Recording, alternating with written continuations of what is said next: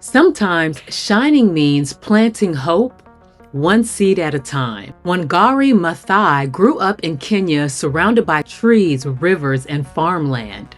When she became a scientist, she noticed something heartbreaking. Deforestation was destroying communities and livelihoods. So she started small. She taught rural women how to plant trees one seed, one village, one hillside at a time.